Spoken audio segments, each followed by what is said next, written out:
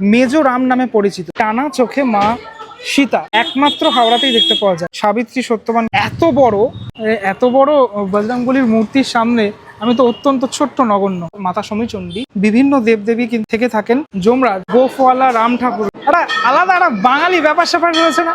বামন অবতার শ্রীকৃষ্ণ, পাথরের মূর্তি, ছোট রামতলা, তো একসাথে এত দেবদেবী সেটা আপনি আর কোথাও দেখতে পারবেন না। রাম জন্মভূমি অযোধ্যাতে হলেও এখন কিন্তু সারা ভারতবর্ষে রামের যে পুজো সেটা হয়ে থাকে। শুধু এখন নয়, এখন মানে অনেক আগে থেকেই হয়ে আসছে। আর আজ হলো রাম নবমী। আর প্রত্যেকবার এই রামনবমীর দিনকারে আমি চলে আসি হাওড়াতে। হাওড়ার রাম পুজো আপনাদেরকে দেখাবো। সেজন্য এই যে জায়গাটাতে পুজোটা হয়ে থাকে এটার নাম হচ্ছে তাঁতিপাড়া।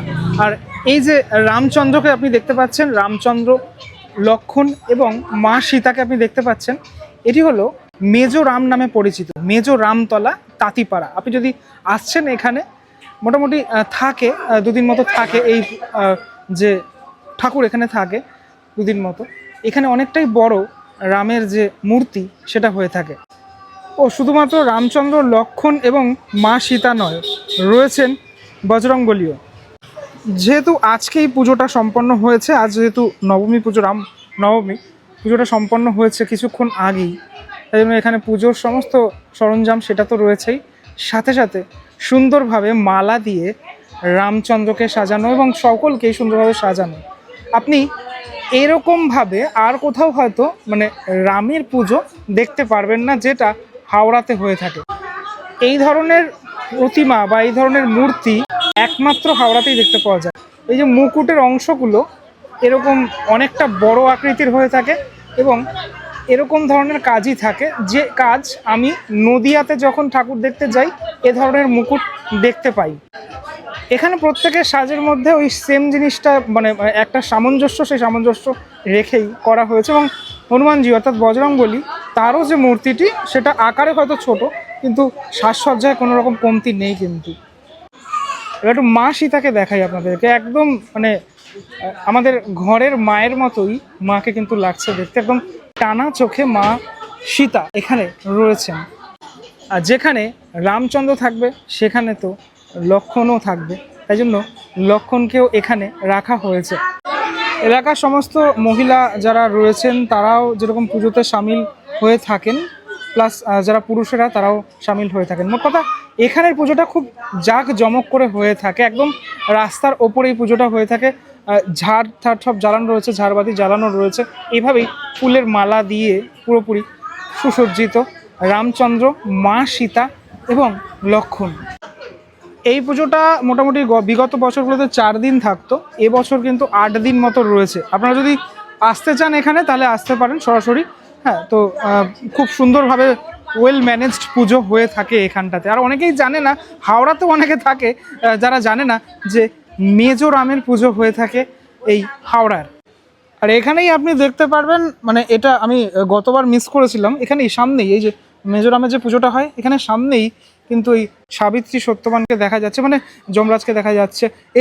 এই ঠাকুরটি কিন্তু গতবার আমি দেখিনি, এটাও হয়েছিল আমি শুনলাম, কিন্তু এটা কিন্তু এবছর দেখতে চলে আসলাম। এই মূর্তিগুলো কিন্তু অসাধারণ তৈরি করা হয়েছে। দেখুন প্রত্যেকটি মূর্তি কিন্তু এখানে সুন্দর, দেখুন কতটা নিখুঁতভাবে তৈরি করা। তাহলে একসাথে মেজোরামকে দেখার পর এই যে মূর্তিগুলি সেটাও আপনি দর্শন করতে পারবেন। চলে এলাম পরের পুজোটাতে।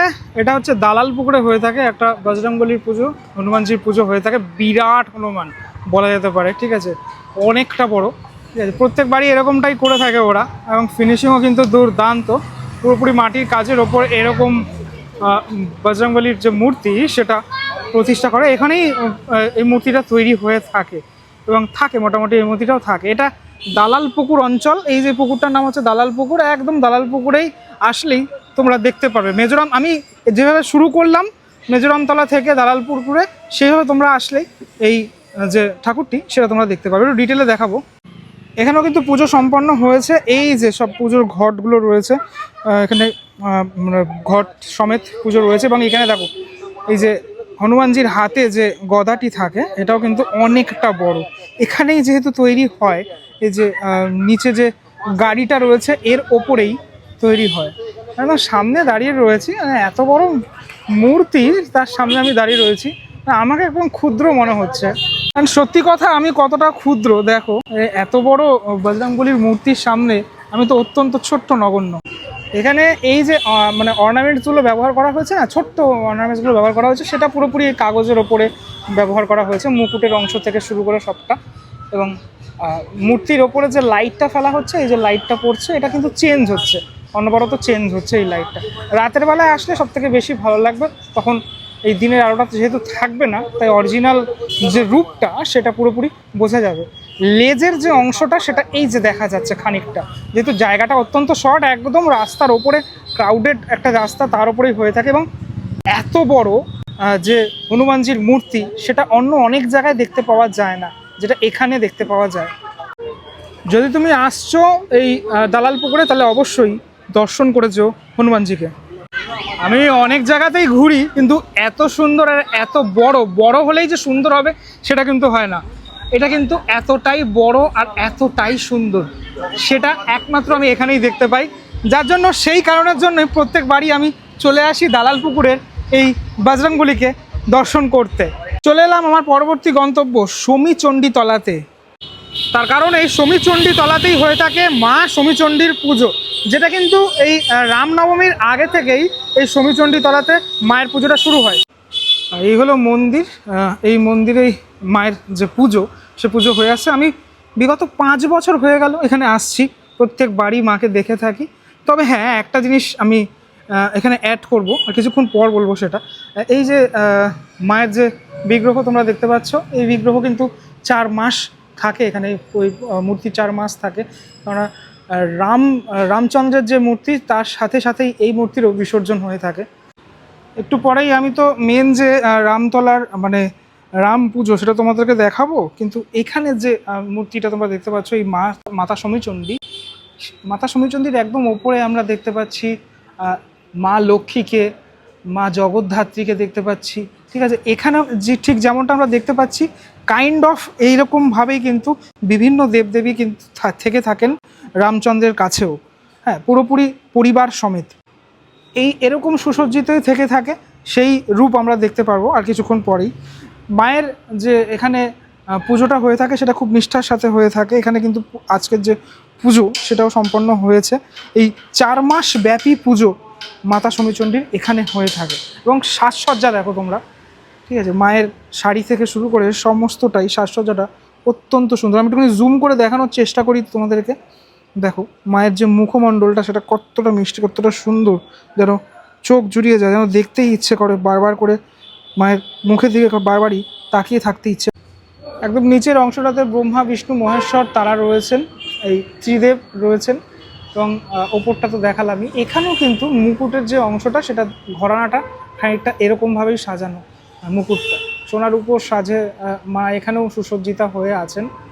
আর এরকম টানা চোখে ঠিক এই কালারটা ঠিক এরকমভাবেই পূজিত হয়ে আসছে বছরের পর বছর ধরে। একসাথে এত দেবদেবী সমেত মায়ের পুজো সেটা হয়ে থাকে, এই জিনিসটা কিন্তু অন্য অনেক পুজোতে তোমরা দেখতে পারবে না। এই মন্দিরটা ঠিক পাশে আরও একটি মন্দির দেখতে পাওয়া যায়, যেখানে সাবিত্রী, সত্যবান এবং যমরাজ রয়েছে। এই দেখো এখানে কিন্তু রয়েছে, যদিও মন্দিরটা এখন বন্ধ রয়েছে। তোমরা আসলে অবশ্যই এই মন্দিরটিও দর্শন করে যেও। অবশেষে এসে পৌঁছালাম বড় রামতলা। এখানে কিন্তু ভিড়টা অনেকটাই, তার কারণ এখানে যেহেতু মেন ভিড়টা আজকে প্রশাসনিক স্তরের সমস্ত মানুষজনরাও রয়েছেন। মন্দিরের ভিতরে আমি প্রবেশ করলাম, দেখুন এখনও কতটা ভিড়, সন্ধ্যাবেলা কতটা ভিড় রয়েছে। এটা আপনাদেরকে প্রথমে দেখাই। মন্দিরে প্রবেশ করলেই আপনি প্রথমে দেখতে পাবেন এখানে একটা বজরংবলীর মূর্তি রয়েছে, যেখানেও মানুষজন পুজো করে থাকেন। এখানেও কিন্তু পুজো নেওয়া হচ্ছে এখনও, সেটার কারণের জন্যই মানে ভিড়টা এখনও অনেকটাই বেশি। তারপরেই আপনি দর্শন করতে পারবেন এই গোফওয়ালা রাম ঠাকুরকে, যেটা কিন্তু একমাত্র এই হাওড়াতেই দেখতে পাওয়া যায়।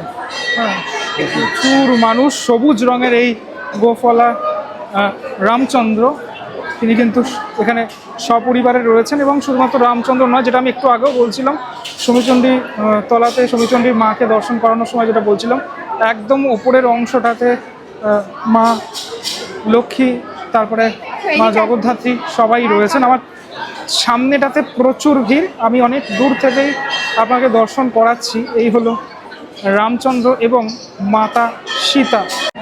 আমি একদম সামনে চলে আসলাম ভিড় ঠেলে, আপনাদেরকে এবার একটুখানি কাছ থেকে দর্শন করাই এই সবুজ রঙের গোফওয়ালা রাম।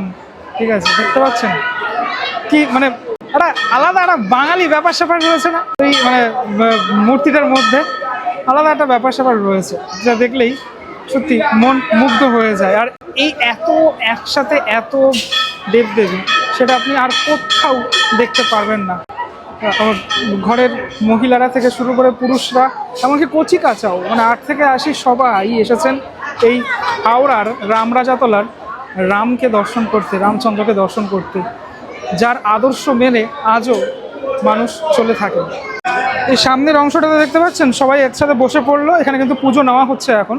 ঠিক আছে, মানে আজ ভোর রাত থেকে পুজোটা শুরু হয়েছে, রামনবমীর যে পুজো, এখন মন্ত্র উচ্চারণ হবে।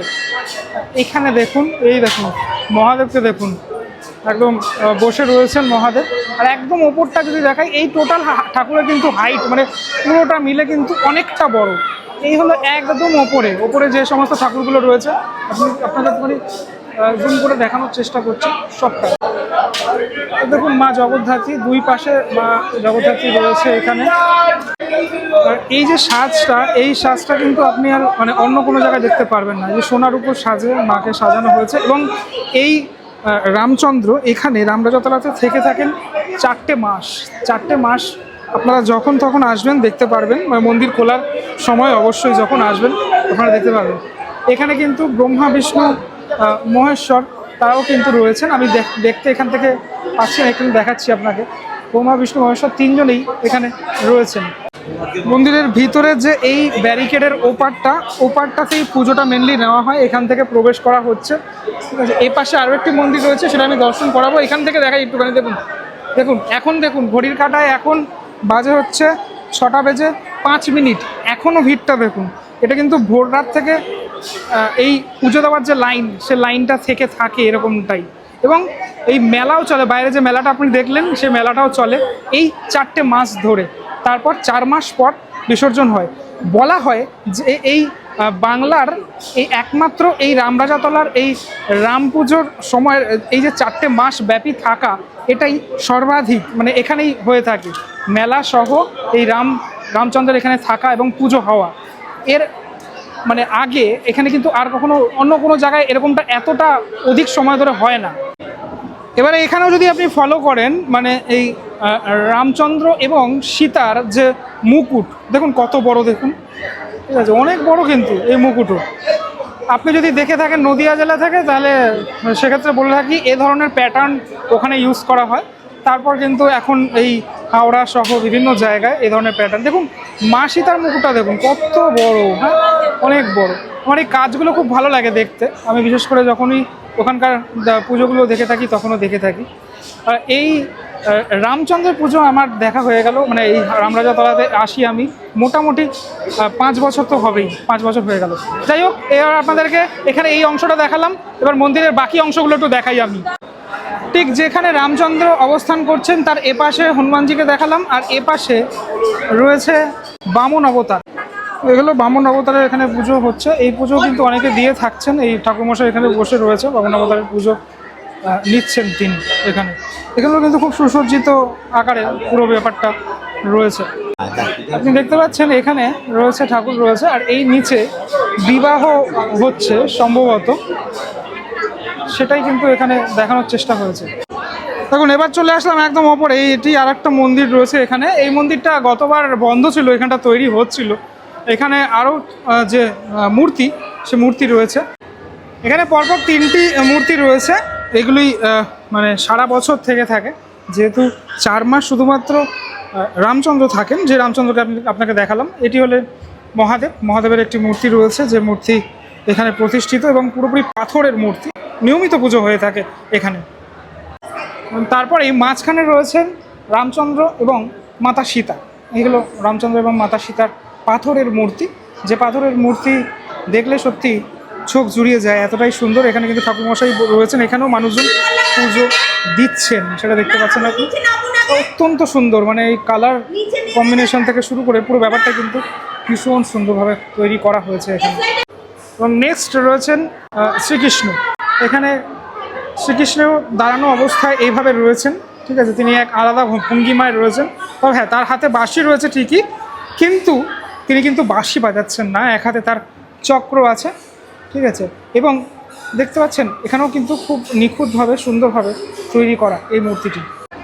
এই আপনাকে দেখালাম মানে বড় রামতলা, অর্থাৎ এই রামরাজাতলার যে রাম, বিখ্যাত রাম, সেই রামের আপনি দেখতে পেলেন এই রামের যে মূর্তি থেকে শুরু করে রামের মন্দির টোটালটাই আপনাকে দেখালাম। শ্রী শ্রী রাম মন্দির লেখা রয়েছে। আর সবশেষে চলে আসলাম ছোট রামতলাতে। এখানেও কিন্তু রামচন্দ্রের পুজো হয়ে থাকে। এটা একদম একটা মন্দির রয়েছে, এই মন্দিরেই পুজো হয়ে থাকে। এখানেও বেশ ভিড়ভাট্টা হয় সকাল থেকেই। এবং এই রাস্তার ওপরেই এই মন্দিরটা রয়েছে, যে মন্দিরে পুজো আজকের যে পুজো সে পুজো সম্পন্ন হয়েছে। মানুষজন এখনও কিন্তু দেখছেন এই প্রতিমা। বড় রামতলা যে রাম মন্দিরটি রয়েছে, সেখানে যে রামচন্দ্রকে আমি দেখালাম তার মতোই কিন্তু একই রকম ধাঁচেই এই পুজোটা হয়ে থাকে। এই একই রকম সবুজ রঙের গোফলা রাম এখানেও দেখতে পাওয়া যায়, এবং মা সীতা থেকে শুরু করে সবাই এখানে রয়েছে, মানে একদম মাথার ওপরে সমস্ত দেবদেবীর সমেত সবাই এখানে রয়েছে। এবং পুজোর সমস্ত সামগ্রীও এই নিচের অংশটা তো দেখতে পাচ্ছ, ঠিক আছে। তো এই ঠাকুরটিও তোমরা যদি চাও তাহলে এসে দেখে যেতে পারো। এত সুন্দরভাবে পুরোপুরি সাজসজ্জাটা রয়েছে, এবং ছোট্টর মধ্যে খুব কম্প্যাক্ট, কিন্তু ওপরের অংশগুলোতে বিভিন্ন ঠাকুর, অর্থাৎ মা জগদ্ধাত্রীর থেকে শুরু করে সবাই, নিচের অংশগুলোতে সমস্ত ঠাকুর রয়েছে। 2026-এও প্রত্যেকবারের মতো প্রীতমদা আমার সাথে ছিল। তো প্রীতমদাই প্রথমবার আমাকে দেখিয়েছিল, এবং সেই থেকে প্রত্যেকবার আমি আসি। আর আমার ভিডিওতেই প্রথম বোধহয় ওই দালাল পুকুরের যে বজরংবলী, তারপর ছোট রামতলা, মেজো রামতলা, এগুলো কেউ জানে না, প্রীতমদাই এগুলোকে দেখিয়েছে, তার জন্য তোমরা দেখতে পাও আর কি। আবারও দেখা হবে প্রীতমদার সাথে, আবারও একটা বছর পর মাঝে যদি দেখা হয় তা দেখা হবে। যাই হোক, আজকের ভিডিও এই অবধিই থাকলো। পরে আবার দেখা হচ্ছে কোনো একটা সফরের সাথে আপনাদের সাথে। ততক্ষণের জন্য বিরতি নেব। ভালো থাকবেন, টাটা।